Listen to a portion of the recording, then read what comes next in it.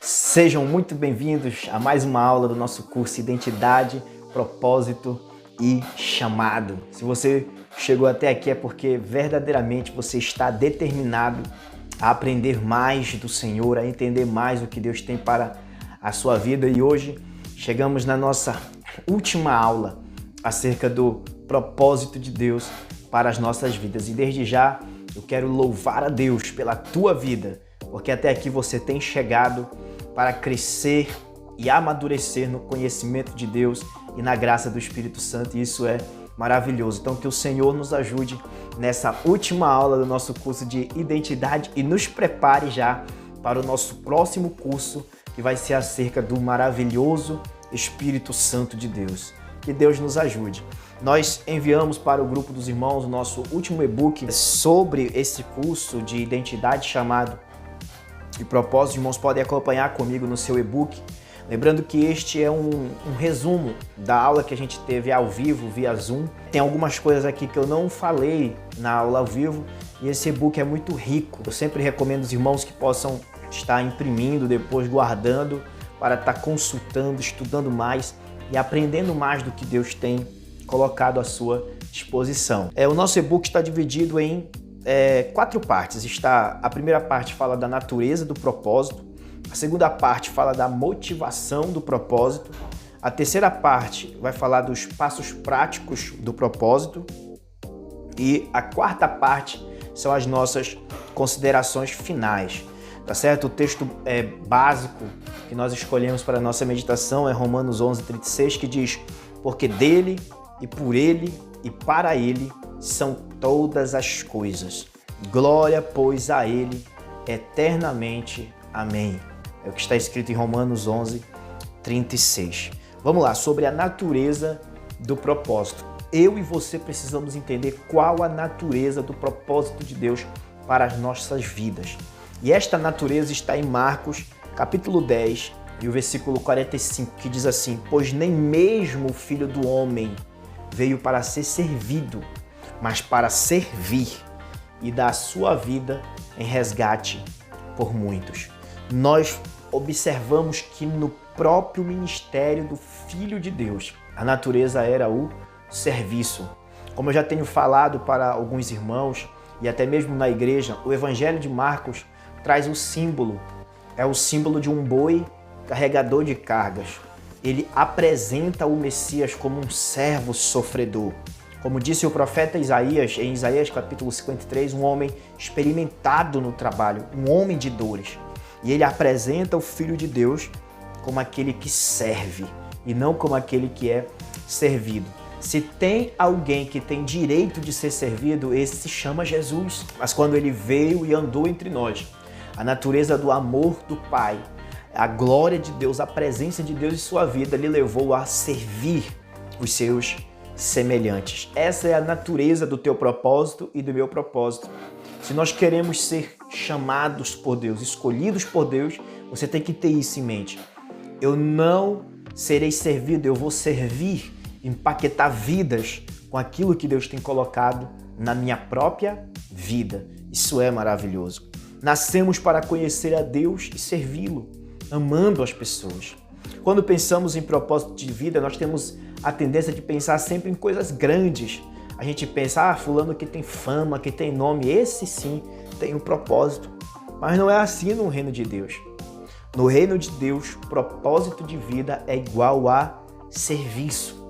A sua grandeza não vai ser medida pelo tanto de pessoas que servem você, mas a sua grandeza vai ser medida, se é que nós temos alguma grandeza no reino de Deus, vai ser medida pelo tanto de pessoas que você serve. Jesus disse isso aos seus discípulos: maior no meu reino é aquele que serve. Isso é muito especial para cada um de nós, porque no reino dos homens, grandeza é medida pelo tanto de pessoas que servem os homens. Mas para nós que somos salvos, grandeza é medida pelo tanto de pessoas que você serve, que eu sirvo. E isso é maravilhoso. Demonstrar amor, nem que seja pelo mais desprezado de todos os homens, através do que Deus tem colocado na sua vida. Isso é propósito, meus irmãos. O que é o propósito de uma vez por todas? É servir o teu semelhante, até mesmo o mais desprezado dos homens, através do que Deus tem colocado na tua vida, através das tuas habilidades e dos teus talentos. Essa é a natureza do nosso propósito. Servir para a glória de Deus e ser parecido com Jesus, que não veio para ser servido, mas para servir e dar a sua vida em resgate de muitos. Essa é a natureza do nosso propósito. Entenda isto. Tudo que você fizer para Deus, a natureza é o serviço. Fomos alcançados pela graça de Deus, fomos amados pelo Pai. E agora nós devemos dar a nossa vida pelos nossos irmãos em serviço. É claro que precisamos da ajuda do Espírito Santo para isso.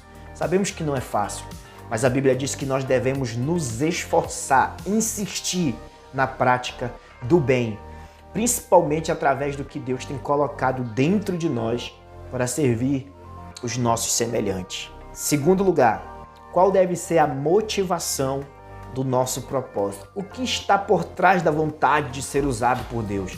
O que está por trás da vontade de fluir naquilo que Deus tem para a minha vida e para a sua vida? Qual é a motivação dos nossos corações ao servir os nossos semelhantes?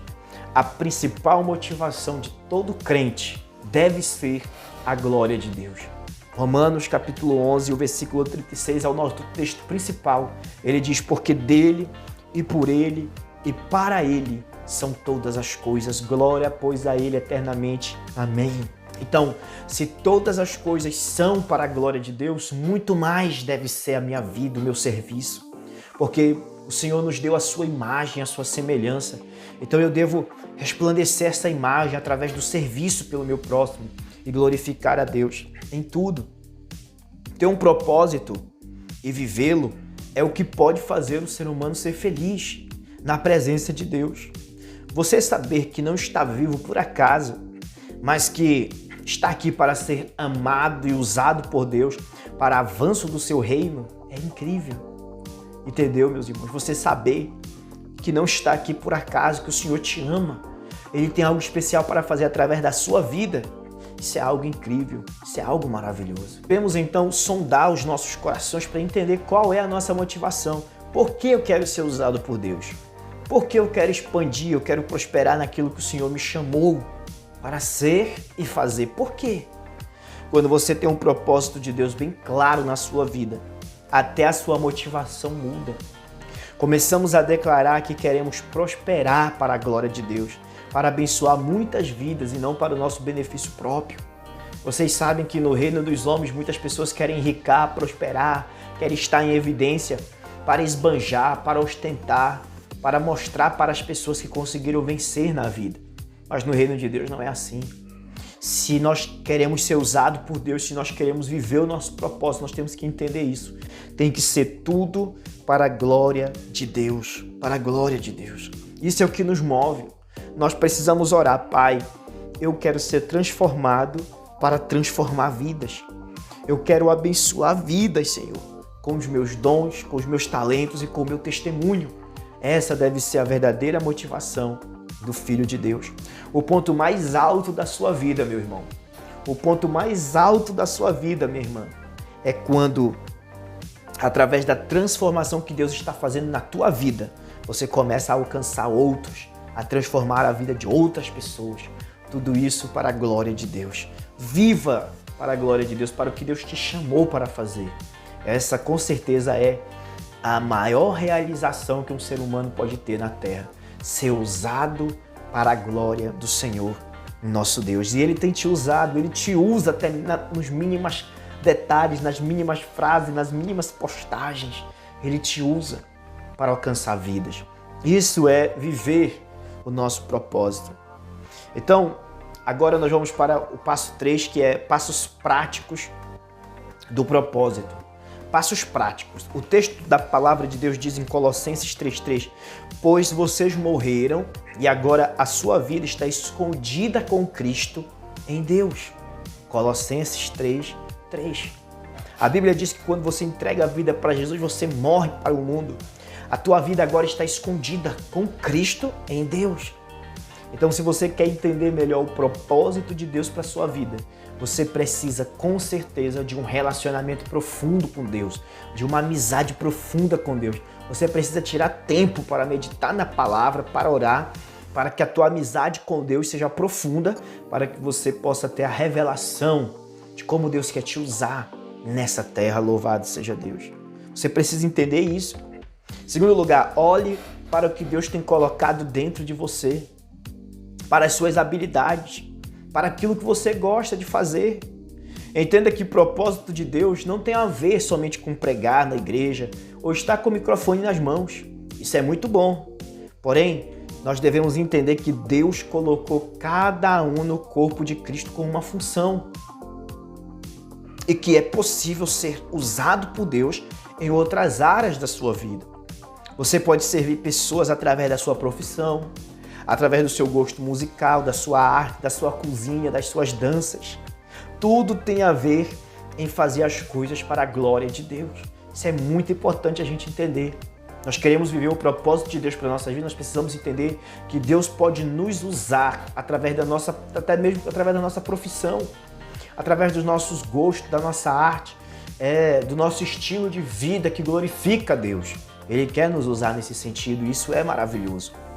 Glória a Deus. Você tem que prestar atenção no que Ele tem colocado dentro de você, nos seus dons, nas suas habilidades, através disso tocar pessoas com a glória de Deus na tua vida. Observe bem todas as suas oportunidades. Nunca perca uma chance de servir no que Deus te chamar para fazer.